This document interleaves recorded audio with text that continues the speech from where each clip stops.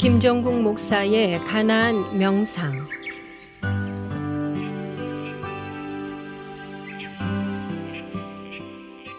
윤홍길 씨의 소설 완장이라고 하는 글이 있는데 혹시 읽어보신 분 계십니까? 아주 오래된 소설인데요.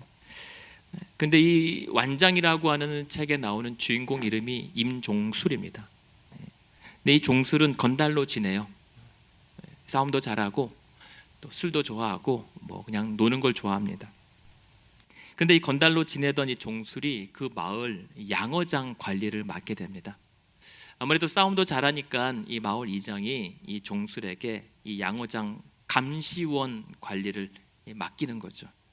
그러면서 그에게 완장을 둘러줍니다. 노란 완장. 근데 신기하죠? 그깟 완장이 뭐 대수라고. 이 완장을 두르고 난 다음에 이 종술의 삶의 태도가 완전히 바뀝니다. 건달로 지냈던 사람이 이제 고난을 지게 되니까 아나무인 무소불위의 권력을 휘둘러요. 그래서 양어장에서 낚시하는 사람 잡고요, 뭐 어르신 필요 없고 친구 다 필요 없습니다. 어디 제멋대로 내 허락 없이 양어장을 들락날락 거리냐면서 이제 관리하기에 아주 열심으로 충성합니다.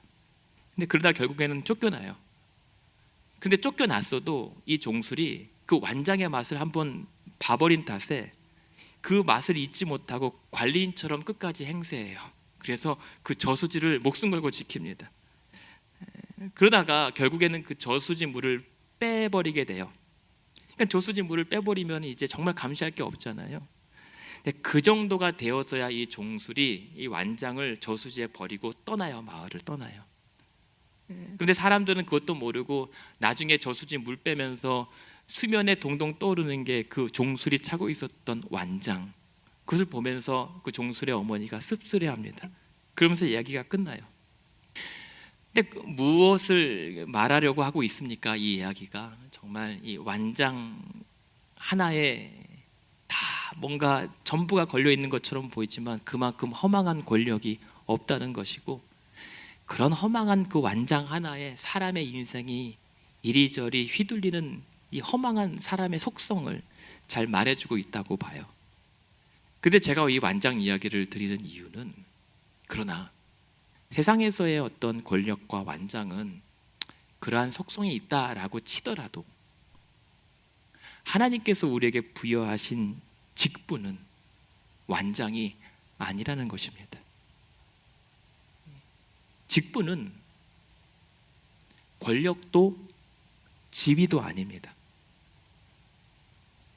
하나님께서 우리에게 직분을 부여하시는 겁니다.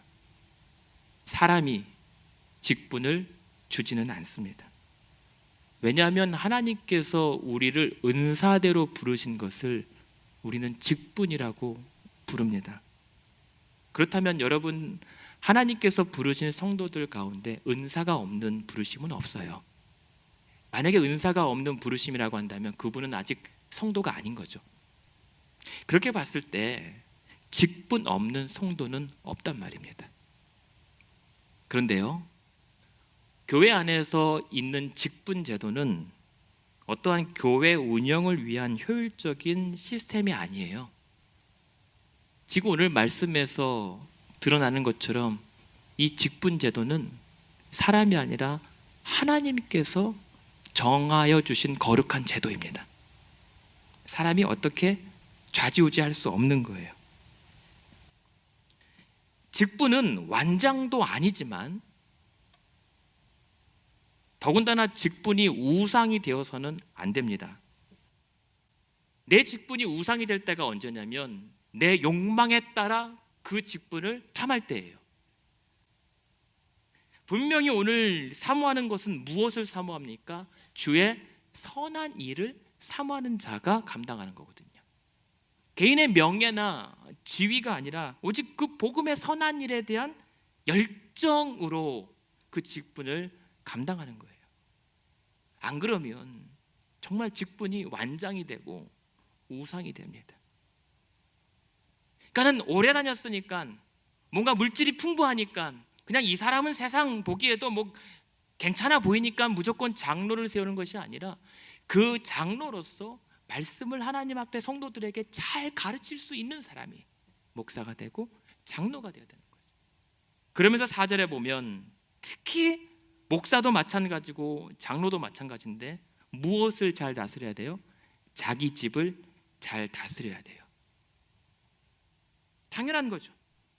아니, 교회에서는 잘 하고 잘 다스리고 그렇게 하지 말라고 얘기하는데 정작 집에 돌아와서는 당장 남편과 아내의 관계가 깨져 있고 자식과 부모의 관계가 깨져 있는데 어디 교회에서 잘하라 마라 이게 덕이 된단 말입니까? 가정 목회에 성공하셔야 됩니다. 요즘처럼 가정이 휘둘리고 있는 이 시대에 우리 목사들, 장로들, 우리 성도들의 가정이 본이 되어야 된다는 겁니다. 여러분, 교회 일에 충성하십시오.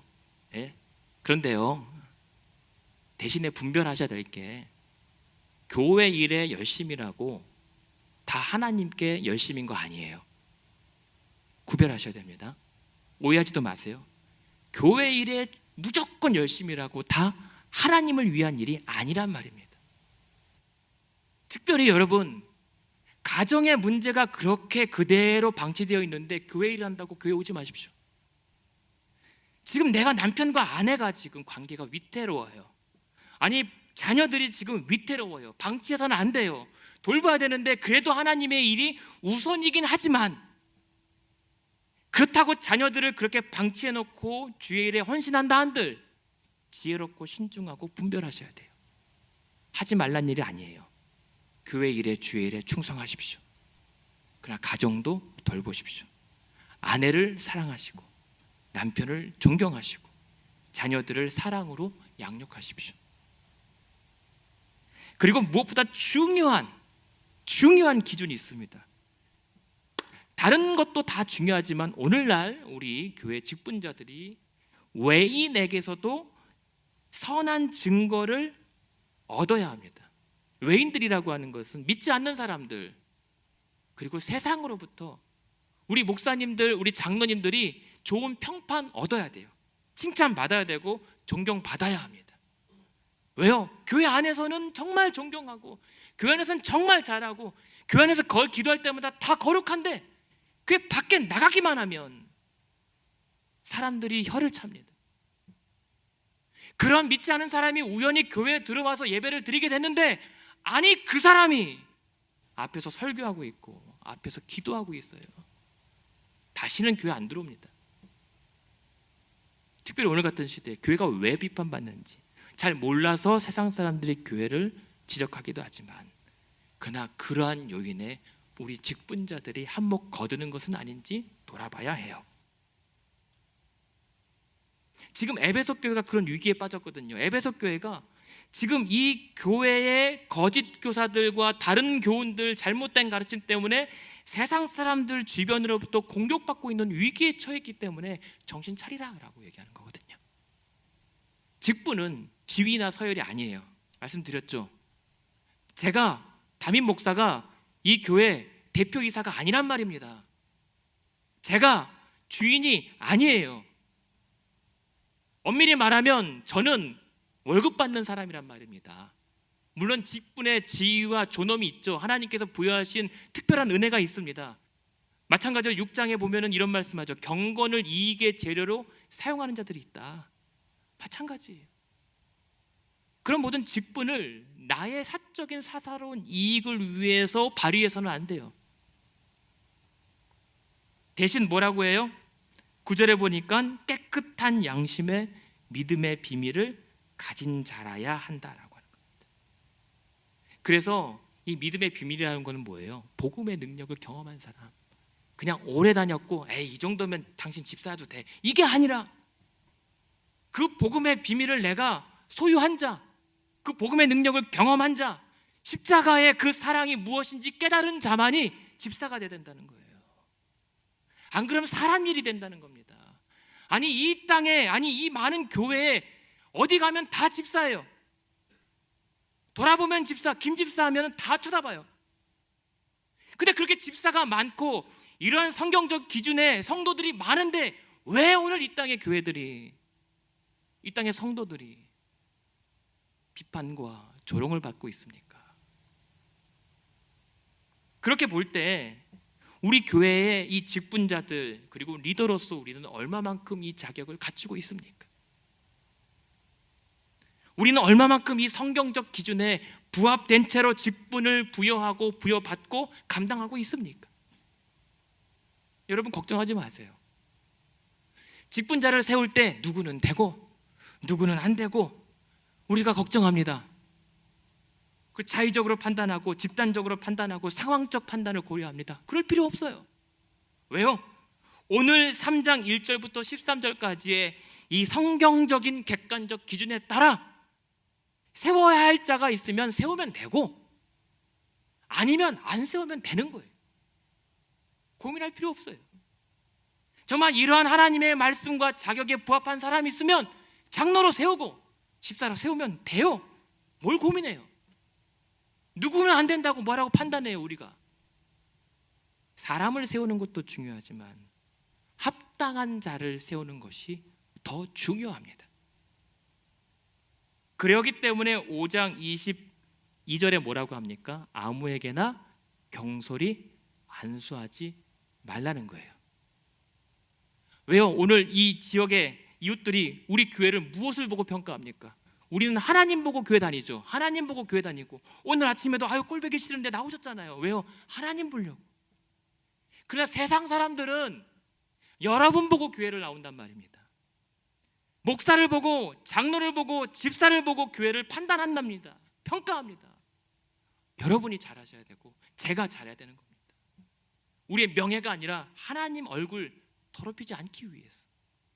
그래서 바울이 뭐라고 얘기합니까? 은혜를 헛되이 받지 말라 얘기합니다. 고린도후서 6장에 보면 그 하나님의 은혜를 헛되이 받지 않기 위해서 바울이 조심한 게 뭐예요? 나의 직분을 비방받지 않게 하려고 라고 얘기합니다. 행여 자기 때문에 하나님의 영광과 복음이 더럽혀질까 봐 그래서 자기는 하나님의 일꾼으로서 그의 모든 일에 자천한다고 합니다. 스스로 자신을 내던져요. 어디에요? 환단과 궁핍과 고난과 매맞음과 갇힘과 난동과 수고와 자지 못함과 먹지 못하는 그 모든 것이 다 예상됨에도 불구하고 하나님의 일에 내가 뛰어드는 거예요.